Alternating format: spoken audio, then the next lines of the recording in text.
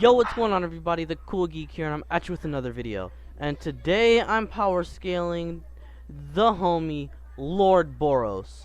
Now, there have been some disgusting lowballs and disgusting wank surrounding Boros, so I thought I'd set it straight here.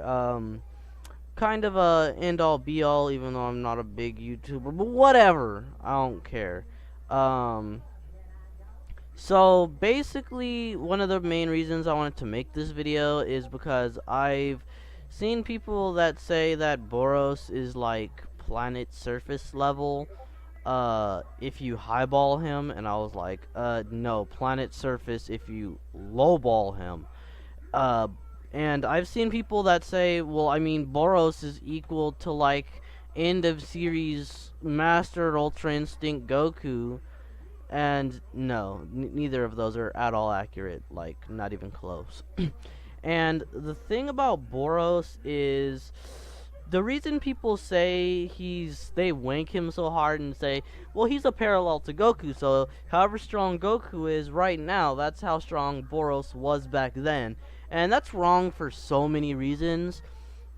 The first being, well, Boros was made, 8 months after the beginning of Battle of Gods, and see, Goku, that would put him about, like, if you say he's equal to the Goku around that time, around episode 33, that was the Universe 6 and 7 tournaments, and Hit fought Goku, and that was the only fight that Goku actually took seriously, and Goku actually kinda lost that fight.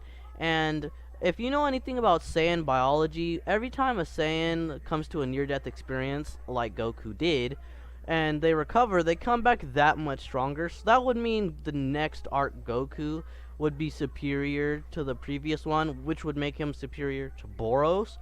Just kind of saying, however strong Goku is now is how strong Boros was back then, is kind of a fallacy. But saying Boros is only planet surface level, well, let's get into that now. The first thing we're going to be taking a look at is Boros' power. And we're going to look at the One Punch Man guide here that says, third form, Meteoric Burst is Boros' ultimate ability, one that takes his body's energy and transforms it into an overwhelming kinetic force. When released, this speed and power goes beyond the physical limits of what any living being can endure. Even Saitama was sort of clobbered. And this implies, you know how the Cape Baldy Saitama broke his limiter, and that's the explanation for how he's so super overpowered? Well, Boros did the same thing. That's why their fight was so close. And Boros took several punches from Saitama and didn't just get immediately one-shotted. But that's also the reason that Saitama didn't completely get destroyed by Boros either, is because they both broke their limits. And the thing about Saitama is, after he broke his limiter, unlike Boros, he never stopped training. Well, he might have stopped training now, but like after he lost his hair, we see him having we see him still training, doing his little sit-ups or whatever, and all that stuff after he's already bald. So that means after he broke his limiter, he got even stronger. Which, before you say, oh, that means Boros is like omnipotent and Saitama is omnipotent plus plus plus. No, that just means that what a living being can endure, which means everybody has a plateau. If after you train so much, your body will naturally plateau, and you won't get much stronger after that. You'll just kind of you'll basically just hit a wall where you can't get any stronger. Boros and Saitama removed that, so the more they train, the more powerful they'll become with no limits. Kinda like Goku, Vegeta, and literally the entire Saiyan race, and it's been stated multiple times that Saiyans have no limits. So yeah, Saitama and Boros can train forever and just get stronger pretty much endlessly. And exactly how strong is Meteoric Burst? Exactly, well, another page on the guide says Saitama finally unleashes his trump card, Serious Punch, to counter Boros' ultimate collapsing star roaring cannon, which is formidable enough to obliterate a star. Saitama resorts to his Serious Punch.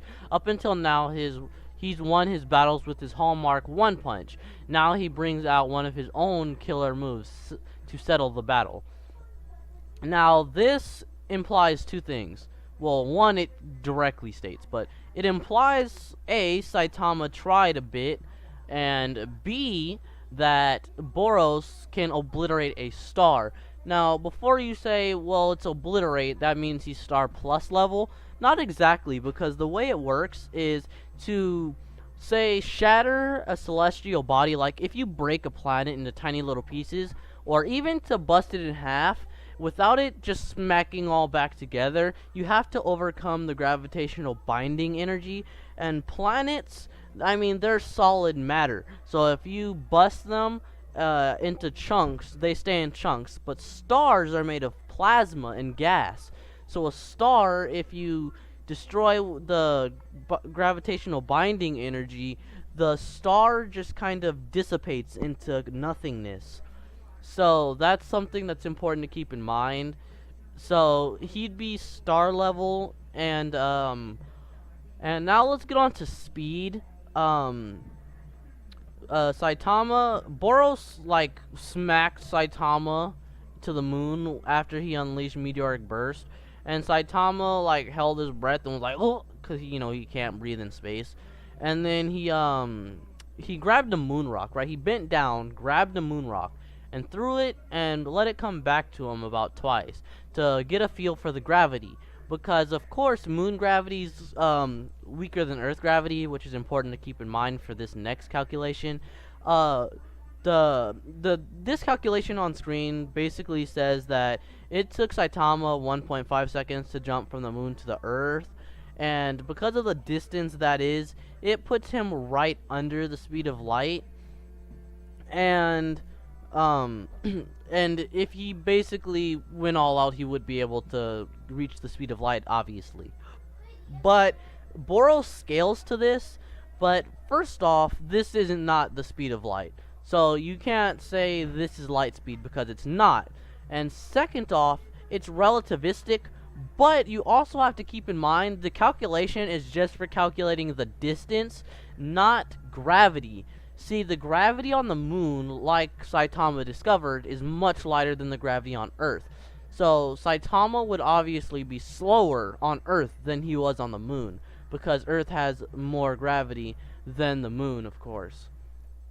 So on Earth, where he was fighting Boros, and where most versus battles take place, with a planet similar to Earth's gravity, Saitama would be slower, and by comparison, so would Boros.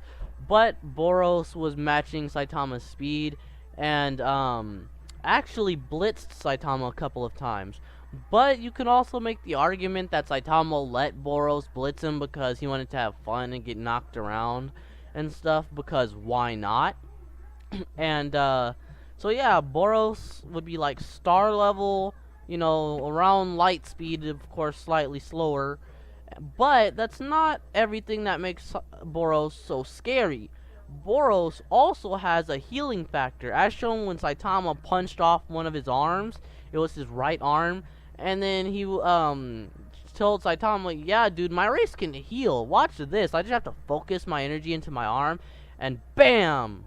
He regenerated his arm, and then, used it to, hand point at Saitama. And, he did it again, actually. Saitama, punched him out, until it was just his eye floating. And then he healed from that, and that's when he used his, collapsing star roaring cannon. And then when he used his roaring cannon, then freaking Saitama serious punched it away and kinda murdered Boros. But this speaks volumes to Boros' durability, because Boros, before he died, was able to hold a little, few sentence conversation with Saitama. Boros was like, that was a magnificent battle. Looks like the prophecy was true. And then Saitama was like, "Yup, you're still conscious. You're really strong." And Boros was like, "You liar! You were holding back that entire time." And then Saitama started walking away all cool like, and then Boros was like, "Saitama," and then he died. But yeah, that speaks volumes to Boros' durability. That, and you could make the argument that Boros' attack, the pressure was hurting him, but I mean that's a bit of a stretch. But if you wanted to make that argument, I guess you could. But um, but basically, Boros' attack didn't get deflected at him. I just rewatched that fight twice, and what happened wasn't that the blast got deflected back at Boros. It was that Saitama's punch, it parted the blast and make it go into the V shape, which is what parted the atmosphere, and the little bit of Saitama's punch that made it through is what killed Boros. So, yeah, you can say his durability is equal or slightly greater to his attack potency, which would make his durability around star level to star level plus if you really want to go there. Um, and then of course, his regeneration, his speed, which is around. Now, let's get into exactly how potent his regeneration is. And I'd put it somewhere between Piccolo's regen and Cell's regen because he regenerated his arm no problem. He didn't even really seem tired. So I mean, Piccolo can regenerate his arm, but he gets tired after feats like that. And Cell, he can regenerate from, well, a single cell, no matter how bad you beat him. If there's one cell that's still alive, he'll survive. So, and Boros didn't have much trouble regenerating from his little eye and like a few teeth. But, I mean, Cell would have been able to regenerate from a hair particle, so I mean, he's not exactly on Cell's regen level. So, that's important to keep in mind. And, I mean, you can even argue that Cell would have been able to regenerate from like one bone or piece of organ or piece of like it's literally one cell. So I mean, one cell that survives, he'd be able to regenerate from. So that's where I'd put his regen. So yeah, right. So yeah, his power is it's beyond the level of any living thing. That has limits, of course, assuming that that being is not a Saiyan. Um, and as a matter of fact, people say he's a parody to like Goku, like he's like a Goku One Punch, like a Goku in One Punch Man without the copyright. Honestly, I'd compare him more to Raditz or Nappa, and except obviously much stronger, you know. But so yeah, star level, but he can increase with training. Like like one of his hacks, since he broke his limiter, is he can train forever, just like a Saiyan. But for now, he's he's a Starbuster, and he's approximately the speed of light, like slightly under.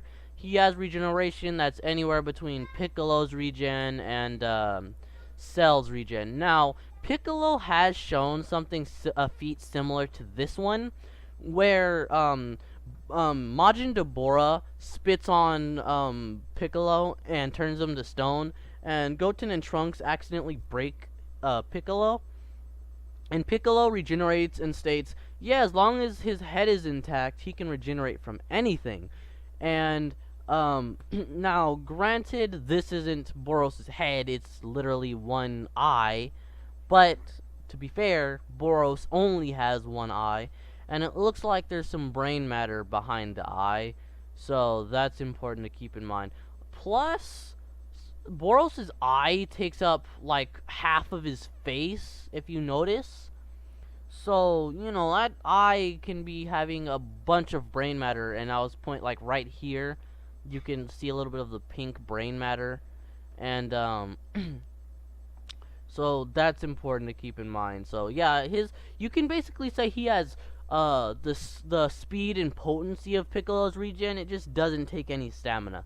That's basically what Boros explained, that yeah, he has this super bomb regen and it takes no stamina. Well, practically no stamina. So yeah, Piccolo's regen with the slightly like less of a stamina drain. So yeah, star level can increase with training. Relativistic to light speeds. Piccolo's regen without the stamina drain. His durability would be slightly greater than his attack potency, so like star plus level is what's needed to kill him. And yeah, that's the freaking ultimate space pirate dude, Boros. He's pretty OP, you know. So yeah, that's pretty much the video, guys. So let me know what you think. Maybe you think I did a good job representing Boros. Maybe you think I suck and I just lowballed the crap out of him. Either way, let me know in the comments down below. Or I have 2 Discord servers, one to just chill out, one to debate in. So I mean, if you want to debate me, I mean, go to my versus Discord, link in the description, and I'll just debate the crap out of you until you die, like Boros. But I mean, you won't literally die. That would be stupid. But you will wish you were dead because of how bad I win in our debate. Okay? But, don't forget to like, comment, subscribe, and share. So yeah, check out, both of my Discord servers. The, chillin' one and my versus Discord. Both links are in the description. Check out my merch. If I don't have something you want, maybe you can ask me to make it and I'll make it for you, you know, no problem. And let me know what type of content you want to see next, guys. I mean, I'm almost done watching Bleach. I have I think 65 more 65 or 70 more episodes of Bleach left to watch. So yeah, I'm on episode 299 out of 266. So, you know, I'm like 67 episodes away from being done with the series. So yeah, 67 more episodes of Bleach left, and I gotta read most of One Piece still. I've read 25 manga chapters. And so far, I like both series a lot, dude. Zoro's a freaking boss. Kenpachi's a boss. So yeah, Kenpachi Zaraki versus Roronoa Zoro is gonna be a freaking really lit versus battle, and I can't wait to talk about it. And so yeah, besides like that, because that's gonna be my next versus battle. My next power scale will probably be scaling Saitama or something. Who knows, my next power scale might even be Kenpachi, but you know, we'll get to that later. Actually, yeah, I'll probably scale Saitama, then Kenpachi, then I'll scale Zoro, and then I'll do a versus matchup between Kenpachi and Zoro, because from what I can tell, their like techniques are a bit more diverse than I initially thought. So yeah, that's important to keep in mind. So yeah, so until next time, the Cool Geek out. Bye.